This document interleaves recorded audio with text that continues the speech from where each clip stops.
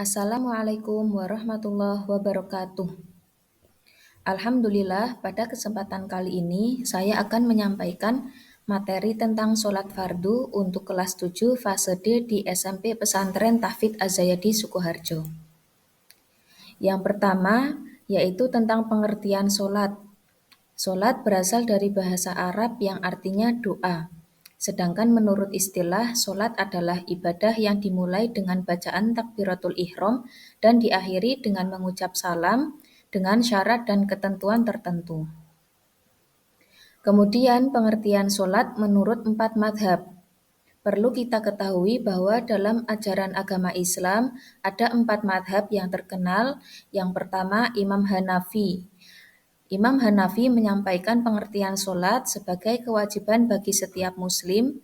Sholat fardu memiliki 5 waktu dengan jumlah rakaat yang sama dengan yang diatur oleh Imam Syafi'i. Lebih menekankan prinsip qiyas atau analogi dan istihsan dalam beberapa aspek praktek sholat. Kemudian madhab yang selanjutnya yaitu Imam Malik. Imam Malik berpendapat pentingnya sholat fardu sebagai kewajiban yang harus dilaksanakan oleh setiap muslim. Sholat fardu terdiri dari 5 waktu dengan jumlah rakaat yang sama. Menganggap sholat fardu tidak hanya sebagai kewajiban individu, tetapi juga sebagai bagian dari kehidupan masyarakat muslim yang harus dijaga dan dihormati. Pendapat yang ketiga yaitu dari Imam Syafi'i, menyebutkan bahwa sholat fardu adalah ibadah yang memiliki ketentuan wajib yang harus dilaksanakan 5 kali sehari. Sholat fardu adalah salah satu rukun Islam yang paling utama bagi yang meninggalkan tanpa udzur yang syar'i dianggap sebagai dosa besar. Pendapat yang terakhir dari Imam Hambali, sholat fardu adalah ibadah yang wajib dan harus dilakukan sesuai dengan ketentuan yang ditetapkan dalam Al-Quran dan hadis. Beliau sangat menekankan pada ketepatan dalam menjalankan sholat sesuai dengan sunnah Nabi Muhammad dan menganggap setiap muslim yang meninggalkan sholat fardu tanpa alasan yang sah akan mendapatkan ancaman yang berat.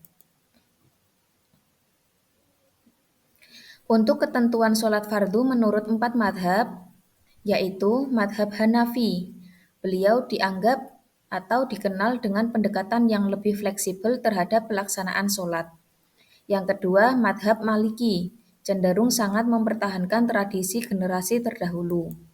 Kemudian yang ketiga, madhab Syafi'i, dikenal dengan prinsip kesohehan atau keabsahan amalan sholat yang sangat ketat.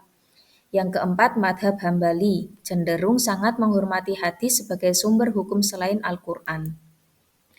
Untuk tata cara gerakan dalam sholat menurut beberapa madhab, yaitu ada beberapa perbedaan. Salah satunya diantaranya ada gerakan rukun sholat. Kemudian yang kedua, tata cara takbiratul ihram. Tata cara takbiratul ihram ini menurut Ahlus Sunnah wal Jamaah atau Syafi'i takbir dilakukan dengan mengangkat kedua tangan sampai sejajar bahu, lalu menempatkannya di samping telinga dengan jari-jari tangan yang terbuka. Menurut Imam Maliki, takbir dilakukan dengan mengangkat kedua tangan sejajar bahu dan menempatkannya di samping telinga. Menurut Imam Hanafi, takbir dilakukan dengan mengangkat kedua tangan sejajar dengan telinga, dengan ibu jari menyentuh lubang telinga, sedangkan 4 jari lainnya terbuka. Menurut Imam Hambali, takbir dilakukan dengan mengangkat kedua tangan sejajar dengan telinga, dengan jari-jari yang terbuka. Selain itu, tata cara bacaan surat rakaat pertama dari Imam Syafi'i, surat yang dibaca adalah surat Al-Fatihah dan surat pendek atau panjang setelah Al-Fatihah. Menurut Imam Maliki, surat yang dibaca adalah surat pendek atau panjang setelah Al-Fatihah. Pendapat Imam Maliki ini sama dengan pendapat Imam Hanafi dan Imam Hambali.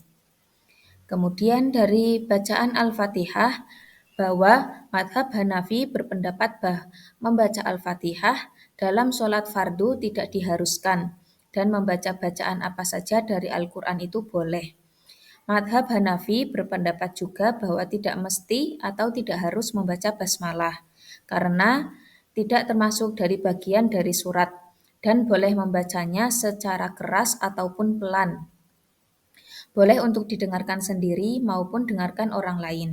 Menurut madhab Syafi'i, bacaan Al-Fatihah setiap rokaat, baik dalam sholat fardu atau sholat wajib maupun sholat sunnah, dan membaca basmalah merupakan bagian dari surat.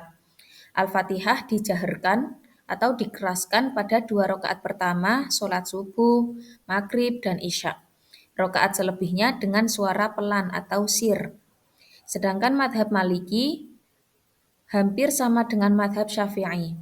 Akan tetapi bedanya dalam hal membaca basmalah.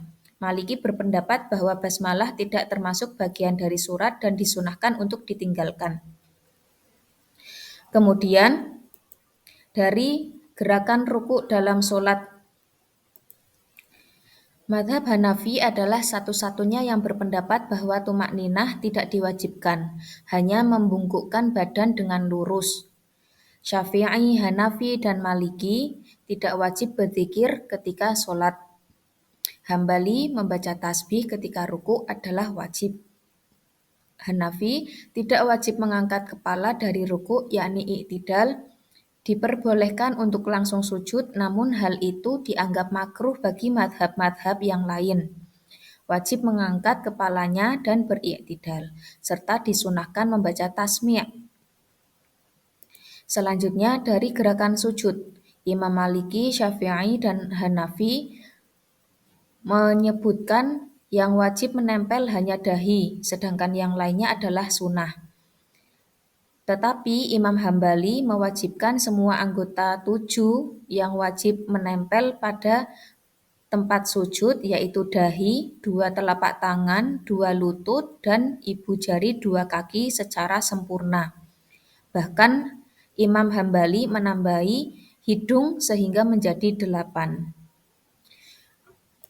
Kemudian gerakan perkara tahiyat Hambali. Menurut Imam Hambali, tahiyat pertama itu wajib, sedangkan madhab-madhab lain berpendapat hanya sunnah. Imam Syafi'i dan Imam Hambali berpendapat tahiyat terakhir adalah wajib. Maliki dan Hanafi hanya sunnah, bukan wajib. Kemudian yang terakhir mengucapkan salam. Imam Syafi'i, Imam Maliki, dan Imam Hambali mengucapkan salam adalah hukumnya wajib. Akan tetapi menurut Imam Hanafi tidak wajib. Dari beberapa penyampaian yang sudah disampaikan, dapat ditarik kesimpulan bahwa dalam menjalankan sholat, perbedaan tata cara antara 4 madhab tersebut dapat ditemui, apalagi di lingkungan sosial atau masyarakat luas. Meskipun ada perbedaan tersebut, semua madhab tetap memprioritaskan melakukan sholat dengan tata cara yang benar sehingga sesuai dengan ajaran Rasulullah. Oleh karena itu, sebagai umat Islam, sangat penting untuk belajar dan memahami tata cara sholat yang sesuai dengan madhab yang kita anut. Dalam menjalankan ibadah sholat, sebaiknya memahami tata cara sholat yang sesuai dengan madhab yang kita anut. Hal ini akan membantu kita untuk menjalankan sholat dengan penuh kesadaran dan khusyuk. Selain itu, dengan memahami perbedaan-perbedaan tersebut, kita juga dapat memberikan toleransi dan menghormati perbedaan antar sesama yang madhabnya berbeda dengan kita. Itu saja dari penyampaian materi tentang sholat fardu dari pandangan beberapa madhab yang ada dalam ajaran agama Islam. Semoga materi yang tersampaikan dapat bermanfaat, apalagi di lingkungan luas. Saya akhiri, wallahul muwaffiq ila aqwamit thoriq. Assalamualaikum warahmatullahi wabarakatuh.